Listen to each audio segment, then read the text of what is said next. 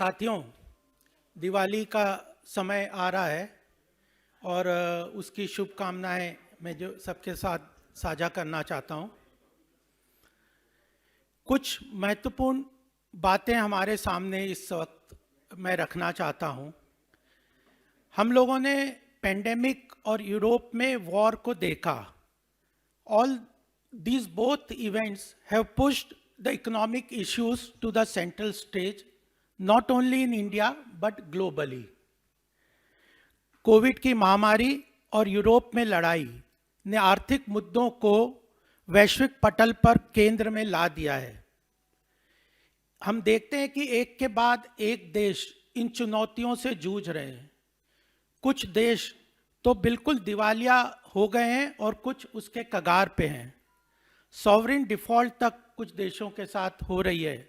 कई देश हमारे आसपास हैं जिनकी हालत काफ़ी बुरी है। जबकि दूसरी तरफ अगर हम देखें तो भारत विश्व में सबसे तेज गति से आर्थिक विकास के प्रगति रास्ते पर है।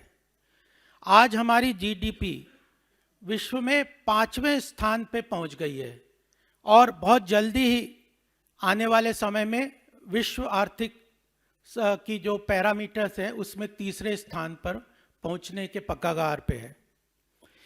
यह सब कुछ कारण हैं जो इन सारी स्थिति को हमारे सामने रखते हैं।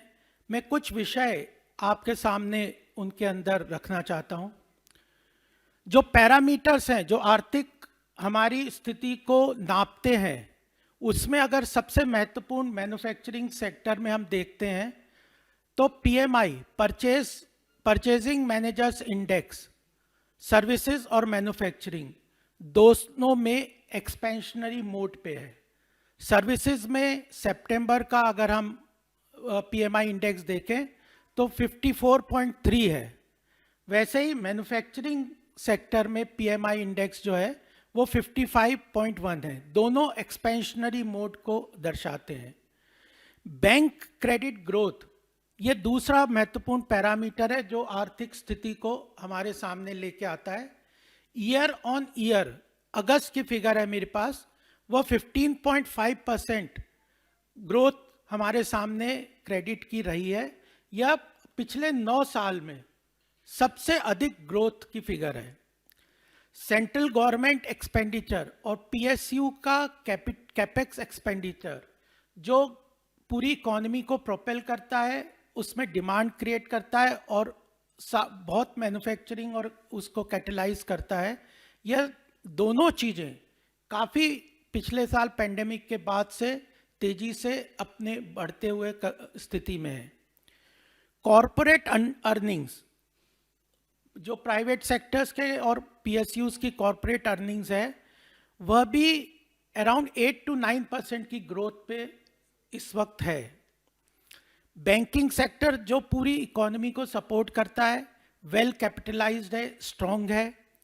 अभी 2 दिन पहले डायरेक्ट टैक्स कलेक्शन जो कि अर्थव्यवस्था की स्थिति को हमारे सामने लेके आते हैं, वह 24% की ग्रोथ हम देखते हैं पेंडेमिक के बाद। और जीएसटी कलेक्शन जो 1.4 लाख करोड़ से मंथली क्रॉस करके अच्छी स्थिति पे स्टेबलाइज हो गया है। 1.47 लाख करोड़ का जीएसटी कलेक्शन इनडायरेक्ट टैक्स के रूप में हमारे सामने है। यह सारे पैरामीटर्स पॉजिटिव होने के साथ अगर अभी पीछे कल परसों में रिकवरी ट्रैकर्स हम देखें जो इकोनॉमी की रिकवरी को मैप करते हैं, एयर ट्रैफिक ग्रोथ हायर है, रिक्रिएशन और रिटेल विजिट्स राइज पे हैं। कौन वर्किंग ऑफिसेज में जाना, टूरिज्म, इन सब में मूवमेंट जो है वह भी एक रिकवरी को ट्रैक करता है, वह भी राइज में है। व्हीकल रजिस्ट्रेशन जो ग्रोथ है वो नवरात्रे के जो सेल को अगर हम देखें तो it has grown by 57%। Year on year growth vehicle registration का 57% है पोस्ट नवरात्रि। इंडिया का एक्सपोर्ट जो है ऑल टाइम हाई है। टारगेट से ऊपर मार्च में तो हमने अचीव किया था, वो कंटिन्यूसली एक्सपोर्ट हमारा राइज कर रहा है। रिकॉर्ड लेवल पे आज एक्सपोर्ट है। डिफेंस सेक्टर में अभी हमने पीछे जो खबर देखी थी कि तेजस जो domestically manufactured light combat aircraft है, 6 कंट्रीज ने उसको परचेज किया है, ऑर्डर दिए हैं। और लोकल शहर के ट्रैफिक का मॉनिटर अगर करें तो वह भी तेजी से बढ़ रहा है। तो यह पूरी स्थिति है हमारे सामने। इसके साथ हमें अगर जो देखना है वह है कि इकोनॉमी के जो रिकवरी पाथ के पैरामीटर्स हैं या जो और पैरामीटर्स हैं, उसका जो स्ट्रेंथ है वह क्या कारण से है, क्या हमारी इकोनॉमी उस चैलेंज आने वाले चैलेंजेस को ठीक से झेल पाएगी कि नहीं। तो मैं यह बात कहना चाहता हूं कि जो इकोनॉमी की स्ट्रेंथ है वह चुनौतियों से नहीं देखी जाती। चुनौतियां तो हर वक्त आर्थिक क्षेत्र में रहती है, हर भारत में भी है, विश्व में पटल पे भी है। हमारे देश के जो इंस्टीट्यूशंस हैं वह कितने स्ट्रांग हैं और वह उन चुनौतियों को झेलने के लिए कितने सक्षम हैं, यह बहुत महत्वपूर्ण है। उन चैलेंजेस को अगर हम देखते हैं तो उसमें सबसे महत्वपूर्ण चीज, उस चैलेंजेस को, चुनौतियों को टैकल करने के लिए अगर हम देखें तो आज पिछले 8 वर्ष में उसका एक मुख्य कारण यह है कि हमारे देश में डिसिसिव लीडरशिप है, स्ट्रांग लीडरशिप है मोदी जी की। उन्होंने अपने हर निर्णय में देश के हित को प्रायोरिटाइज किया है, पहले उसकी स्थान दिया है। और इसका सबसे महत्वपूर्ण एग्जाम्पल हमारे सामने है। तो ग्लोबल प्रेशर था जो क्रूड ऑयल परचेज के लिए, भारत का 80% जो क्रूड ऑयल रिक्वायरमेंट है वो हम इंपोर्ट करते हैं। ग्लोबल प्रेशर था कि हम जो वॉर के जो सिचुएशंस है उसमें हम अपने परचेज पॉलिसी को अलाइन करें यूरोप और अमेरिका के प्रेशर के अनुसार। लेकिन हमारे प्रधानमंत्री जी ने भारत के हित को ध्यान में रखते हुए क्रूड ऑयल इंपोर्ट को भारत के हित में स्थान दिया। और उसी का कारण है कि आज हम देखते हैं कि हमारी रिक्वायरमेंट का बहुत बड़ा हिस्सा पूर्ति उसकी आराम से हो रही है। दूसरा महत्वपूर्ण भारत के हित में जो निर्णय लिया गया वह रुपी ट्रेड को ध्यान में रखते हुए, जो बायलैटरल ट्रेड में जो डॉलर के कारण जो सैंक्शंस और जो रेस्ट्रिक्शंस होती है उसको ओवरकम करते हुए भारत ने कई देशों के साथ ये एग्रीमेंट किया है कि बायलैटरल ट्रेड हम रुपए के अंदर सेटल करें। और यह एक महत्वपूर्ण आने वाले समय में हमारी इकोनॉमी को स्ट्रेंथ देगा। दूसरा महत्वपूर्ण चुनौतियों को मैं मीट आउट करने के लिए एक महत्वपूर्ण जो मुद्दा है वह है, आज अभी हम देखें कि जो नोबेल प्राइज जो डिक्लेयर हुए हैं, जो मिले, उन्होंने अपनी एक रिपोर्ट दी है कि जो बैंकिंग सेक्टर की स्ट्रेंथ थी आने वाली इकोनॉमी को स्ट्रांग और वीकनेस उसको दर्शाती है।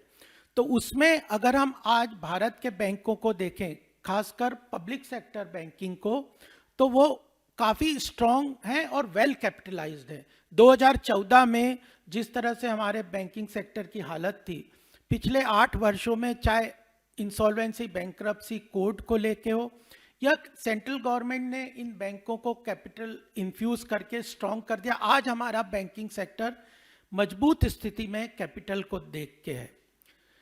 तीसरी महत्वपूर्ण बात यह है कि जो सरकारी योजनाओं का जो डिलीवरी मैकेनिज्म है वह करप्शन फ्री है।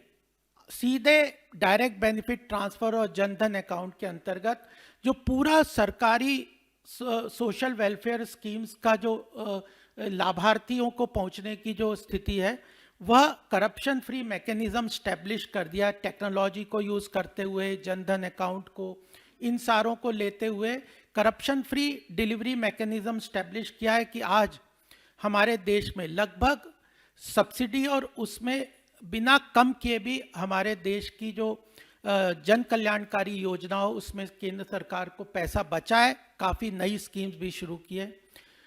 चौथी सबसे महत्वपूर्ण बात है स्ट्रॉन्ग इंस्टीट्यूशन बिल्ड करने के लिए लीकेज प्रूफ जो टैक्स कलेक्शन मैकेनिज्म है, जिसके कारण डायरेक्ट टैक्स कलेक्शन और जीएसटी के कलेक्शन में बढ़ोतरी हुई है वह है कि इन टैक्स कलेक्शन में लीकेजेस बिल्कुल सरकार ने खत्म कर दिए।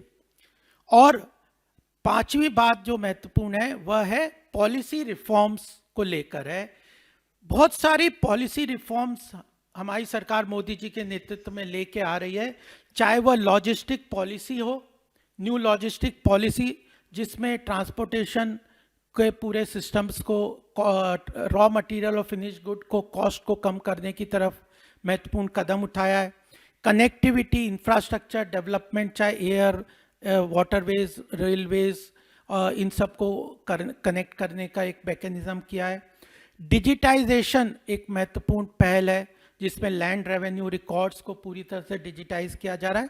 और लास्ट पॉइंट इसमें महत्वपूर्ण है कि डिजिटल इकोनॉमी का बहुत बड़ा पेमेंट सिस्टम में सरकार ने इनिशिएटिव लिया है, चाहे वो यूपीआई के थ्रू पेमेंट की बात हो, एपीआई जो हैशटैग है, रुपे कार्ड है, इन सब के अंतर्गत भीम ऐप है।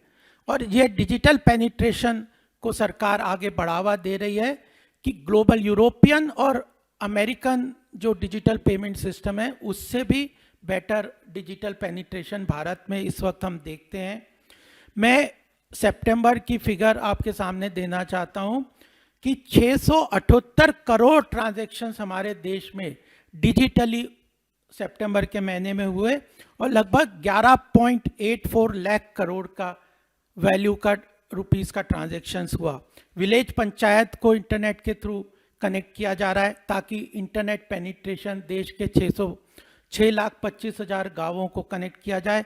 5G का इनिशिएटिव भारत में सबसे पहले लिया जा रहा है। तो यह सारी स्थिति है, ये स्ट्रॉन्ग इंस्टीट्यूशंस हमारे सामने खड़े हुए हैं। इन स्ट्रॉन्ग इंस्टीट्यूशंस, डिसिसिव लीडरशिप के कारण आज हमारी आर्थिक जो स्थिति है देश की वह मजबूत स्थान पे खड़ी हुई है और वह इंस्टीट्यूशंस आने वाली चुनौतियों को हमारे देश को आगे बढ़ाने के लिए सक्षम है। कुछ चैलेंजेस भी सामने आते हैं जिनको हम सरकार जानती है, उसके ऊपर भी सरकार पूरी तरह से ध्यान में रख के काम कर रही है। इन्फ्लेशन को लेके आज 7% का इन्फ्लेशन है जो ग्लोबल लेवल पे in comparison to even European and American inflation rate काफ़ी उस कंपैरिजन में कम है और आरबीआई उसको फर्दर कम करने के लिए प्रतिबद्धता के साथ काम कर रही है। एम्प्लॉयमेंट और मैन्युफैक्चरिंग के सेक्टर में भी सरकार बहुत काम कर रही है। कुछ मैं अंडरलाइन करना चाहता हूँ क्योंकि इन्फ्लेशन सबसे में प्रॉब्लम आती है गरीब तबके के ऊपर, जो वल्नरेबल सेक्शंस हैं उसको सबसे ज़्यादा इफेक्ट करता है इन्फ्लेशन, महंगाई। उसके लिए सरकार ने बहुत सारी जन कल्याणकारी योजनाएं लेके आई है इफेक्टिवली, चाहे वह पीएम किसान सम्मान निधि हो, आयुष्मान भारत है, पीएम आवास योजना है, मनरेगा में 200 दिन के रोजगार देने की बात है, 90 करोड़ लोगों को फ्री राशन है, फ्री वैक्सीनेशन है। तो महंगाई को ध्यान में रखते हुए सरकार ने इसके ऊपर भी काफ़ी काम किया है और आरबीआई इसको ध्यान में रख रही है। एम्प्लॉयमेंट जनरेशन, रोजगार के लिए स्वरोजगार के बहुत सारे इनिशिएटिव लिए हैं जिसको की पॉजिटिव रिजल्ट हमारे सामने मैन्युफैक्चरिंग सेक्टर में आ रहे हैं। PLI scheme, production linked incentive schemes में 4 लाख करोड़ का इंसेंटिव सरकार ने घोषणा की है। 65% जो हमारा डिफेंस प्रोक्योरमेंट है वो डोमेस्टिक प्रोड्यूसर से लेने की बात सरकार ने की है। 200 करोड़ से नीचे के टेंडर डोमेस्टिक मैन्युफैक्चरर्स के लिए रिजर्व किए हैं। ह्यूज इंफ्रास्ट्रक्चर स्पेंडिंग सब चल रहा है। 10 लाख सरकारी नौकरियों को भरने का सरकार ने अपने आप में इनिशिएटिव और अनाउंसमेंट किया है। तो यह सारे बातें मैं आपके सामने रखना चाहता हूं और कंक्लूजन में यह मैं अवश्य कहना चाहता हूं कि हमारे देश की जो अर्थव्यवस्था को अगर 1947 के बाद हम अब देखें तो 3 फेज में हम डिवाइड करते हैं। 1991 तक की जो स्थिति थी वह कहीं ना कहीं सोशलिज्म जो है वो फेल्ड सोशलिज्म के रूप में देखा जाता है। उसके बाद का एक फेज हुआ जब एक यूपीए की सरकार में आई, जिसमें क्रोनी कैपिटलिज्म, चाहे इंडस्ट्रियलिस्ट, पॉलिटिशियन क्लास और बिजनेस कम्युनिटी का एक नेक्सस बन के हाई लेवल ऑफ करप्शन की इकोनॉमी को देखा। और उसके कंट्रास्ट में अगर हमारी सरकार की नीतियों को देखें तो increase competition, transparency, free market economy, इन सबको, चाहे कोल ब्लॉक एलोकेशन, इन सब चीज़ों के ऊपर सरकार ने ध्यान दिया है। तो यह सारी बातों को ध्यान में रखते हुए मैं यही कहना चाहता हूं कि अगर कांग्रेस की और पॉलिसीज देखें तो वह कहीं ना कहीं क्रोनी सोशलिस्ट है। पब्लिकली मैन्युफैक्चरिंग और इंडस्ट्रीज के लोगों को एब्यूज करना और कर्टन के पीछे बैकग्राउंड में उनके साथ गले मिलने की स्थिति वो करते हैं।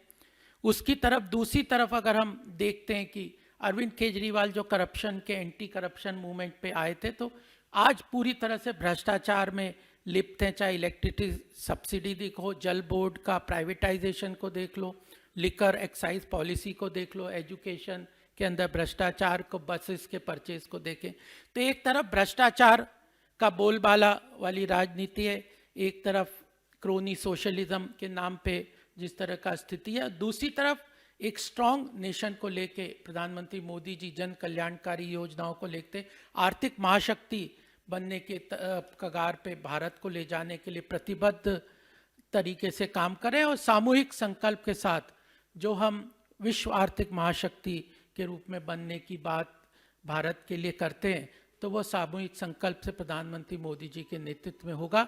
इस पॉजिटिव नोट के साथ मैं यह बात कहना चाहता हूं कि यह IMF, world bank, global level पे इस चीज़ को आज रिकॉग्नाइज किया जा रहा है कि India's economy is the bright spot at the global level. तो यह मैं आप सबके सामने अपनी बात रखना चाहता हूं। धन्यवाद। किसी के कोई प्रश्न हो तो पूछ सकता है। मिश्रा जी।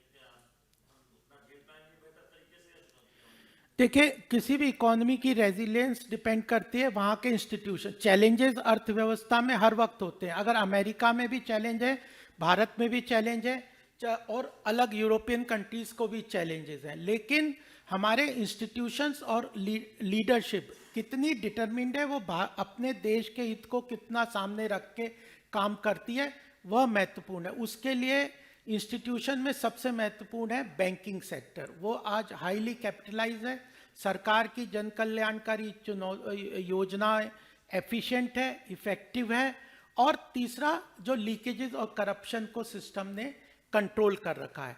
यह तीनों चीजें मिला के अर्थव्यवस्था को स्ट्रॉन्ग, मजबूत बनाती है। और इसी के कारण वैश्विक पटल पे आज इस बात को मान रहे हैं कि भारत ब्राइट स्पॉट है ग्लोबल इकोनॉमी में।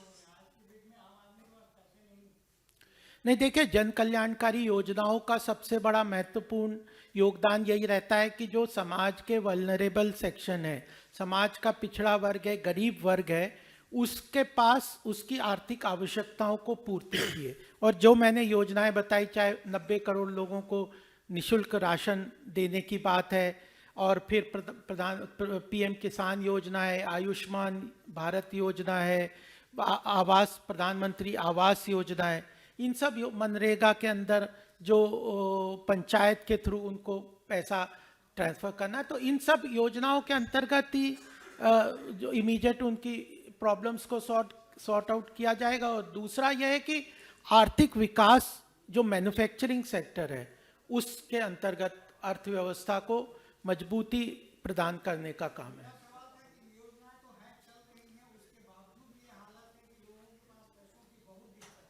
नहीं, जो कल्याणकारी योजनाओं के अंतर्गत ऐसी बात नहीं है। जो सरकार की योजना है वो इफेक्टिवली काम कर रही है, उसी का सामूहिक जो एनालिसिस है WHO या वर्ल्ड बैंक और IMF भी देखेंगे तो हमारी जन कल्याणकारी योजनाओं को उन्होंने पोस्ट पेंडेमिक सराहा है कि ये मोस्ट इफेक्टिव, ग्लोबल लेवल पे मोस्ट इफेक्टिव, ये वैक्सीनेशन की बात हो या जो निशुल्क राशन देने की बात हो, उसमें इफेक्टिवनेस आ रही है।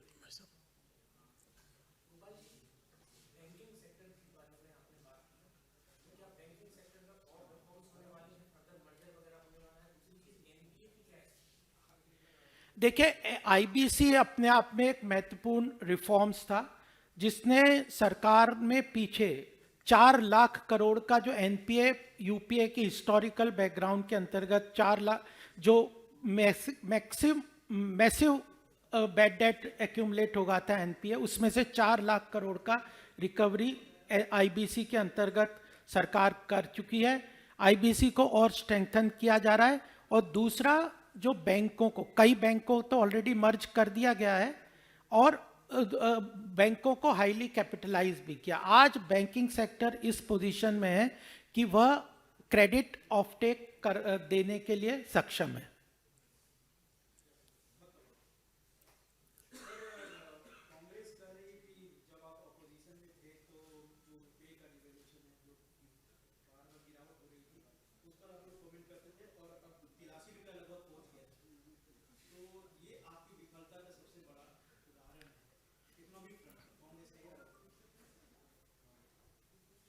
देखिए, जो रुपए के डेप्रिसिएशन की बात है उसको बेसिकली अगर आप एनालिसिस करेंगे तो ग्लोबली डॉलर स्ट्रेंथन हो रहा है और in comparison to other currencies depreciation of rupee in comparison to dollar is much less.